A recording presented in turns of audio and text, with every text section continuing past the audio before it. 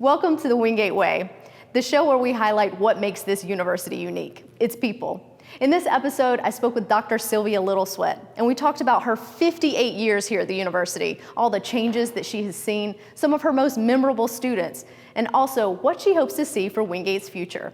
Stay tuned for this episode of the Wingate Way.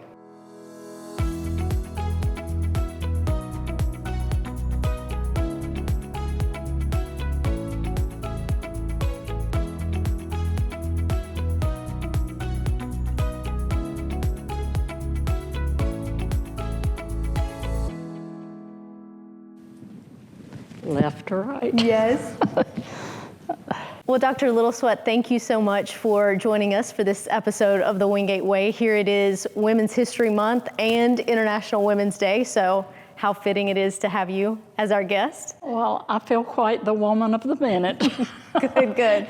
I'm glad to be here. Wonderful. Well, let's start off talking about 58 uninterrupted years that you've been here at Wingate. Is that correct?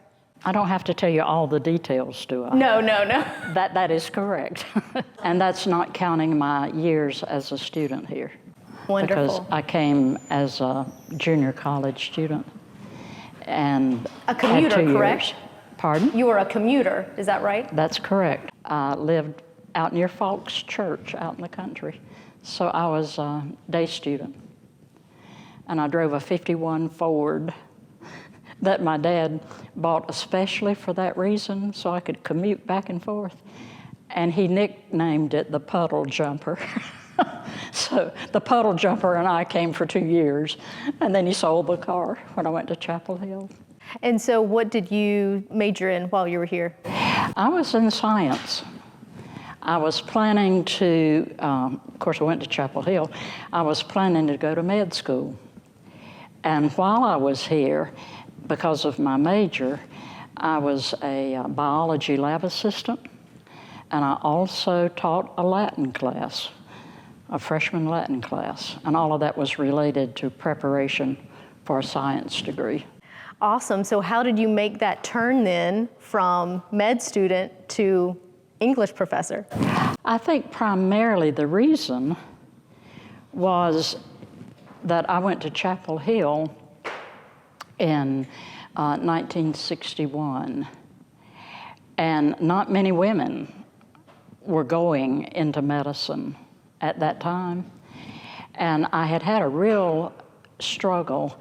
Did I want to do writing as a career, or did I want to do science? And so when I went, I was planning to be in medicine. And a funny little story related to that, when my daughter was very small, one night she came to where I was sitting reading, and she said, "Mommy, what are you doing?" And I said, "I'm trying to get my doctor's degree," and that was post Chapel Hill. And she said, "Does that mean you're going to give shots?" And I said, "No, honey, not that kind of doctor." But that was the turning point, really, because I decided in '61 all of my effort would have to be applied to a degree that many women were not being able to even think about doing. And I wanted to get married, and I wanted to have a child or two, and I wanted to have a fairly normal life. And I've never regretted that, actually. Salary-wise, probably, but literally, no, because I have been able to realize that writing dream again and again and again. So what brought you back to Wingate then after that? I graduated early from Chapel Hill, and the president at that time was the president that I came to school under, Dr. Bud Smith. He mailed me a contract. I never interviewed for this job. And so when he mailed me a contract, I was busy applying in Charlotte and other school systems. So I signed it and sent it back, and here I still am. So I'm sure you have seen a lot over those years. I surely have. What have been some of the highlights, would you say? I think one of the highlights, of course, was going from a very small junior college to a much bigger junior college. And when we added baccalaureate programs, then of course we had students here for 4 years. Then we added graduate programs to that.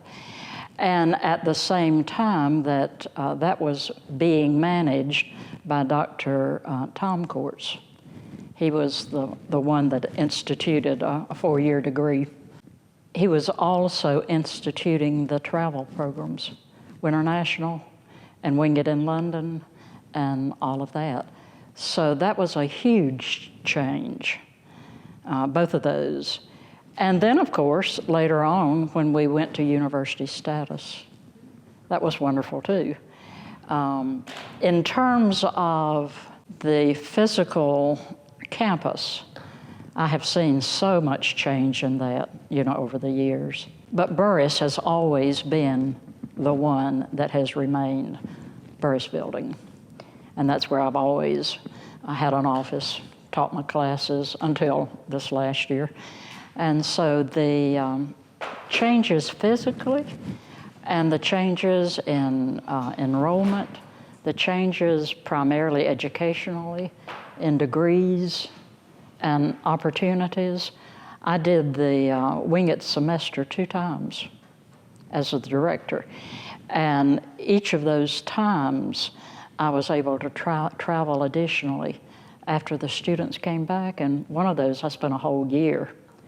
And I put my daughter in a British school during the day, and I read and did research and walked the streets of London. So there have been many changes that I have been able to enjoy on and on and on. And then I took many students abroad. Over the years, I haven't counted exactly, but I must have taken more than 500 students abroad in winter nationals. And then twice, I had those students for a whole semester. And you really get to know people that way. And I even took one of those semester groups at their request. A few of them wanted to stay on. I was staying the whole year with a research sabbatical. And so I took them to Russia. So we just sort of traveled on impulse often. But that's been a great change, and a change in ways that are not measured the same, a better worldview. I mean, I'm from Marshville, grew up out in the country, came here, of course, as a day student, but then Chapel Hill was a very, very different campus, a very different culture, a very different mindset. So I've known the little small junior college and the huge Ivy League. So it's been, of course, keeping me interested all the time. Yeah. Well, I'm sure that you have some memorable students in that amount of time that you have been here, but one we may all know is our own president, Dr. Brown. That's correct. What do you remember about him as a student? Well, he was a transfer, so I taught him my film and literature class, and he was an English major, but he took that film and literature class, which I had developed, as part of his English requirements, and he was a very good student. A little hot under the collar sometimes, as he will admit. Wrote in the Triangle, a lot of op-eds and all of that, but very, very good student. And he now says, you and Nancy Randall are the only ones still here who taught me then. But goodness, I could go back to the early 60s. Rhett was here much later than that. And I still hear from some of those people. And of course now with Facebook and all of that, I see them posting and I will think, boy, that little guy that I knew is an old man now. But I will still recognize some of them, And that's pretty wild. That's just pretty wild to think of staying in the same place and thinking of how those young people, when I first started teaching here, were either freshmen or sophomores, and then how full their lives have been, and Some have come back as trustees, some have come back in other capacities, but Carolyn Matthews was one of my early students. She was Carolyn Dutton then. And now I see her doing her trustee work, and I think, goodness, that was a whole lifetime ago. But it's fun. It's really fun. And how has it been, you touched on it a little bit earlier, but how has it been now that you have been teaching mainly online because of the pandemic? Well, it's been teaching on steroids, pretty much, because I had never taught online, and I had quickly, in 1 week's time, to get up to snuff on Canvas and to be introduced to Zoom. So I do the teaching on Zoom and then all the other work, on Canvas. And we haven't had a catastrophe. But what I miss so much is what makes teaching the fun to me. I mean, I can read books and write anywhere, alone or around people. But I just love the interaction with students. That's the real joy to me, trying to get students to like a lot of the literature that I think is just so wonderful, trying to turn them into better writers, really fine writers, because I've had students who became editors of important publications. I had an African-American student who now writes as editor of Ebony magazine. I had another student who was nominated for films and won awards. And so I've followed them. And the one you see on our magazine, our alumni magazine, Kristen Bartlett, she was one of my students. And now she's just doing her own show, basically, after working for Saturday Night Live, and then, is it Samantha Bee? So every time I read an article about her, I think, whoo. And I had one student that became the manager, director at an important TV station in Charlotte. You did in the alumni magazine, you did a special on her. And she was talking how much she enjoyed writing, and she would even write script for some of the stories that she was directing. So in a nutshell, and it was a pretty big nut, wasn't it? In a nutshell, that is the difference. Now, I still can accomplish some of that in teaching online, because they will hang around and do virtual office hours, or we'll go in a chat room, or they'll call me and we will talk. But it is more anonymous than I want it to be. And for that reason, I'll be happy to be back on campus in the fall. Sure. But it's better than no teaching at all. Sure, sure. It's better than our having just to shut down entirely. Right. And that has been a big adjustment. And I said this to one of my friends the other day, but I have been self-quarantined now for a year by choice, and I haven't gotten sick. But that means only my dog and I hang out together at home. And I have been having very crowded dreams. Isn't that amazing? That is. Because I would think I would dream about the pandemic or something like that out of stress. No, I was at Mardi Gras, just shoulder to shoulder with people. We weren't wearing masks. I was buying Mardi Gras beads and picking out souvenirs for my grandchildren. That's amazing. And after I woke up, I thought, goodness me, all week long, week after week, the dog and I hang out and I teach. But then at night, I dream just interestingly. I'll be other places in the world, and there are always just a lot of people around. You think it's your subconscious just saying you can't wait to get back to a little bit of normalcy? I think my subconscious needs psychoanalysis, actually. Maybe it needs group therapy. But I think it is compensating for all of that alone time. Not that I sit around and say, oh, woe is me, because I don't. But I think your mind sort of adjusts the privations, and perhaps even sometimes too much work or too much stress related to work. But that's just been fascinating to me. I even might write a poem about that, to have crowded dreams when Sure. I spend so much time staying safe. Yes. You know. Well, in that time that you've taught all those students and some very memorable ones, what advice have you found that you're giving students over the years? Well, I try to hold my tongue more than not, because they get a lot of advice on paper, you know, when I grade their papers. And You're a tough grader. Yes, because I want them to think well and write well. And many of them become that. I mean, they really become that.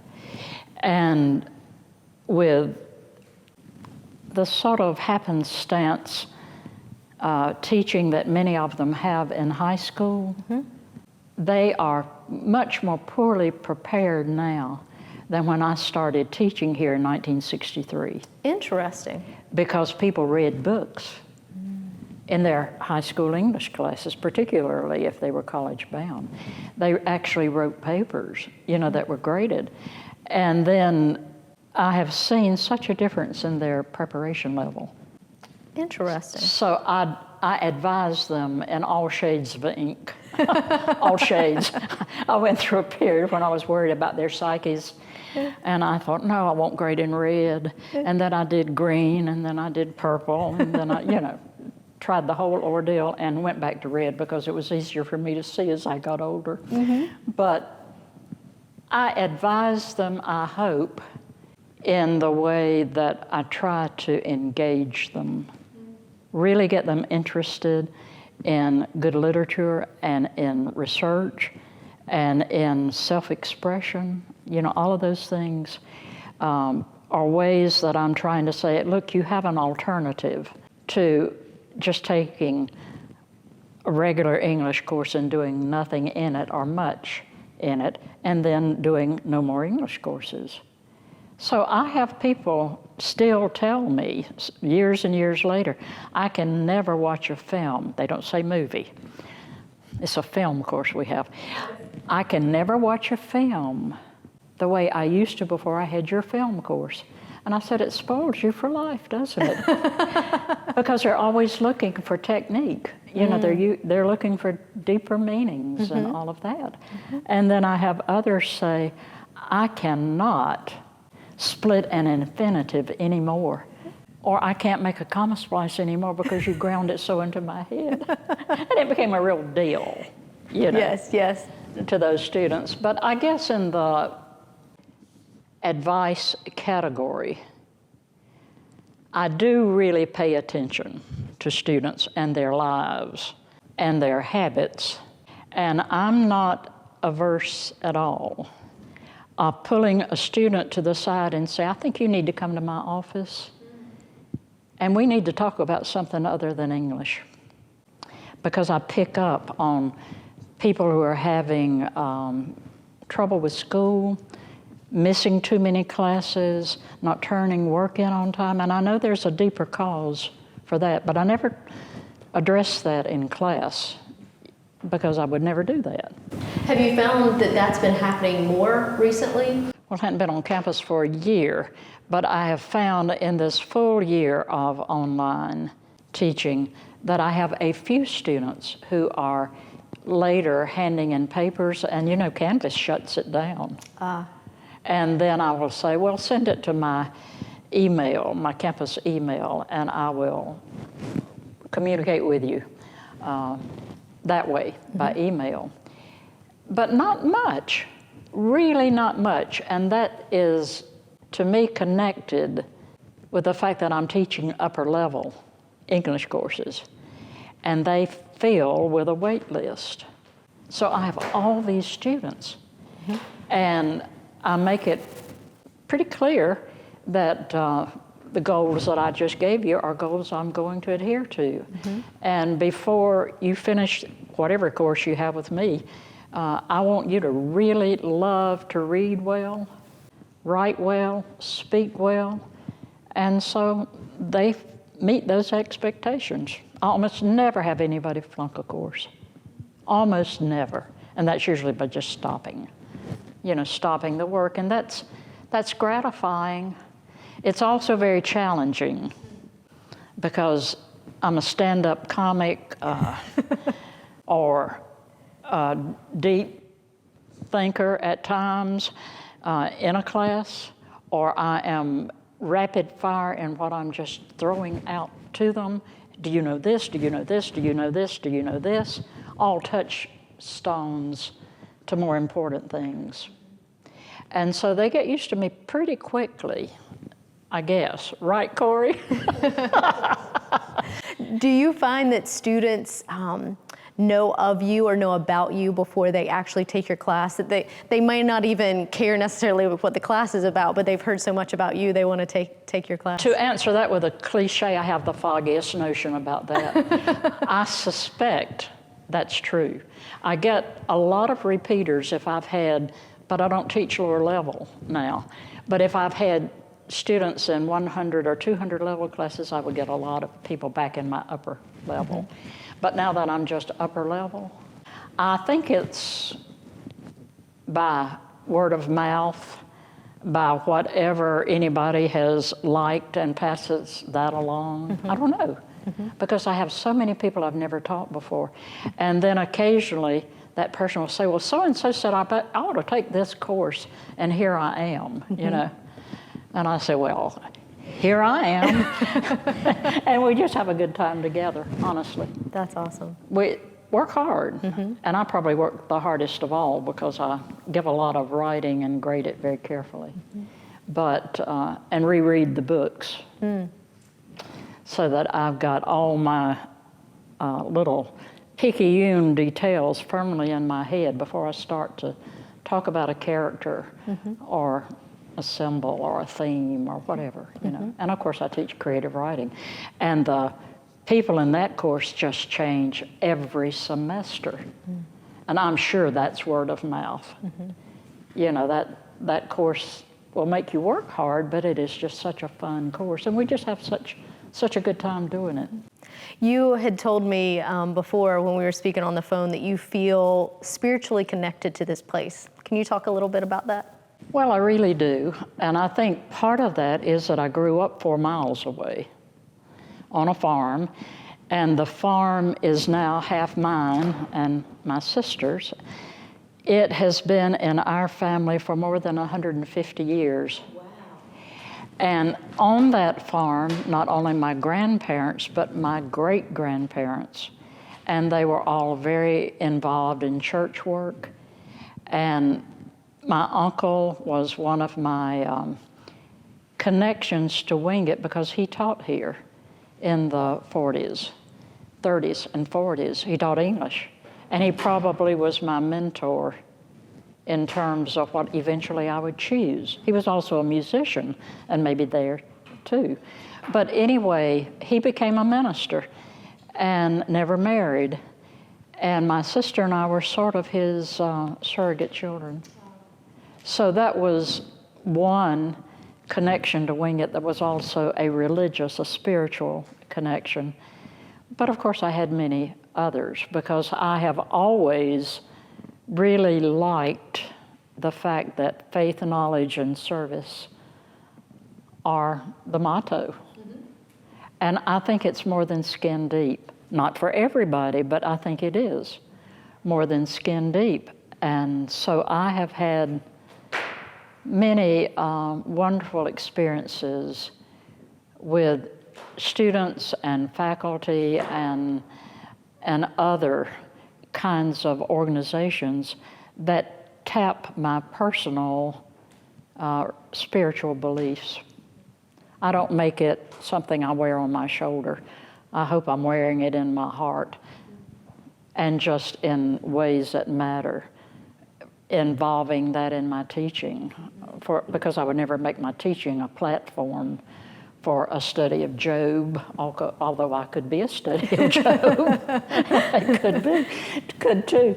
But on a much deeper level, it always operates.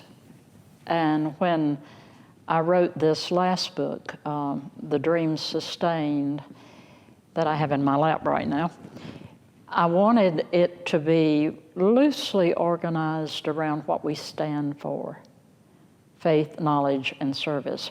And as a careful writer, I don't deal in abstractions. So I had to get the specifics in my own head that made those words take on real life. And to do that through all of those years that I had spent here, and through all the different varied tasks that I have had in my time here. But I would never proselytize. I would never say, I'm Baptist and I think you ought to be too. I would never put anybody on a kind of shaky ground by making them feel exposed if they didn't believe in anything. You know, that's very personal. So yes, it has been a spiritual experience. And when I walk on campus at certain times, there is more in the atmosphere here than if I walk in my woods, let's say. I mean, there are places on campus that I feel very inspired by. Mm-hmm. And I've dedicated probably a third of some of the buildings here that were even torn down. So the whole long history with the place and seeing the changes and the growth and the difference in students and how many times, and this is spiritual to me, many times students have no idea what they're actually trying to do when they're here. And to watch it happen, that they're in a class that really turns them on in other ways, to other ideas, to other beliefs, that's just powerful to me.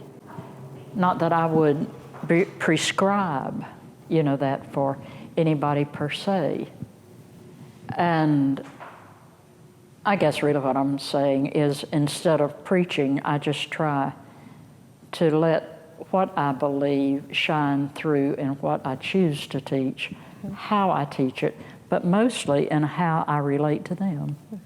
Wonderful. We'll talk a little bit about what you hope to see happen in Wingate's future. I don't know that with times as they are presently, how much damage has been done by the lapse in our economy, by the pandemic, by students who have had to go home and will not return.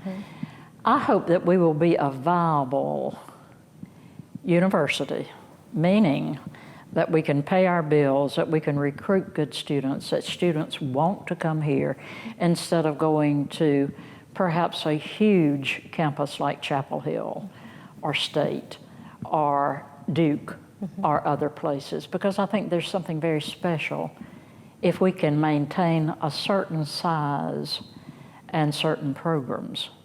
So I hope we don't lose that, as a lot of places do when they get bigger and bigger and bigger.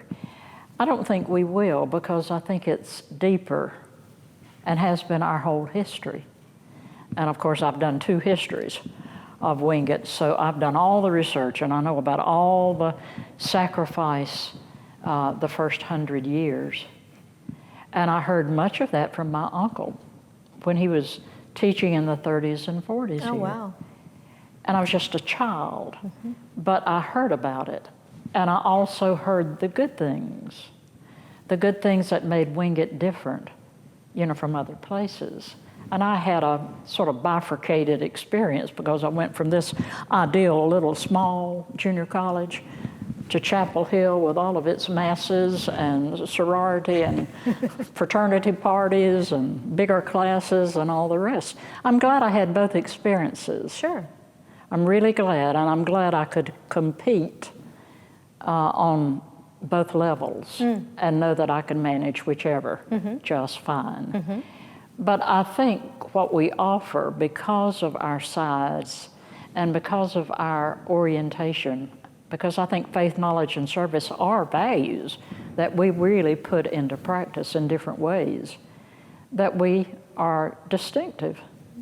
And people gain something that they don't gain perhaps in a much bigger, worldlier school. And of course, when I was a student here, we could not wear pants. We couldn't wear gym shorts if we were going to a PE class without having a raincoat over it. Oh, wow. And on and on. So those were strict days. Yes, there indeed. were obligations that you were willing to fess up to. But at the same time, I never felt that at heart, at soul, and at the deepest levels of mind, that we were trying to turn out students in false ways. And I don't know that others would even explain it that way. So it's always been more than a job for me. It's always been more than my major. And obviously, it's always been more than my longevity that I had expected to be the case. I would never have thought I would be here this long. Never planned it. Do you plan to keep on going though? Well, are you talking about life or teaching? Teaching. Let's stick with teaching. All of this self-quarantine means I was really trying to stay very safe, and not get the virus. When it's no longer as much fun, I will know that. And I will also know that some people stay beyond their usefulness. I never want that to happen. And if you know my personality, I'll be just stepping lively somewhere else. Before I get bored. I will not be bored. Sure. I will not be bored. And so if life offers me other opportunities, who knows? Right now, I'm not eager to get on a cruise ship the way I was doing about every summer and going to places in the world, but I still love the teaching. And I would have thought, I don't even think of myself as having aged very much, but of course I have. But I think of myself almost with the kind of active mind and joyful spirit that even if I were 90, if it were still fun, you would do it. I would do it. I don't want to die in my office like some have. I don't want to do that. But I just can't give a straight answer to that. That's fair. But I had one dear friend and faculty member said, I think I'll retire before I can't find my way to Burris. He almost didn't get that done. Oh my. He, by his own admission, just stayed too long.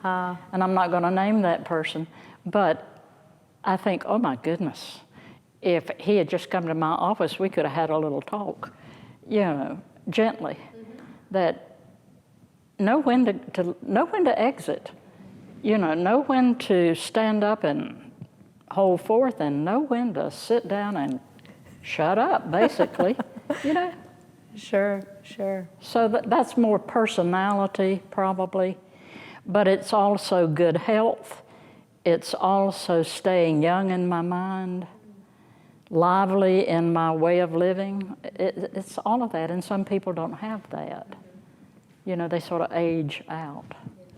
Well, that's a good perspective to have. I have to say, I feel like everybody has a story to tell, and I appreciate you sharing some of your story with me and with us today. So thank you so much for being here. Thank you so much. Thank you. And if you want poems, this is not an advertisement, it's just a prop. This is the new book, The Dream Sustained, and it's all poetry. And when I wrote the first history, it was all research and prose. And this time, I wanted to capture what I could not capture the other way.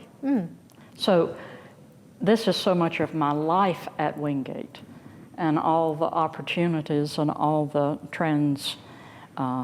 transformation, really. That's awesome. That happened. So. Wonderful. We'll have to add a link to it for folks to check it out if they would like. So, great. Thank you very much. Thank you. Thanks for being here. You're so welcome.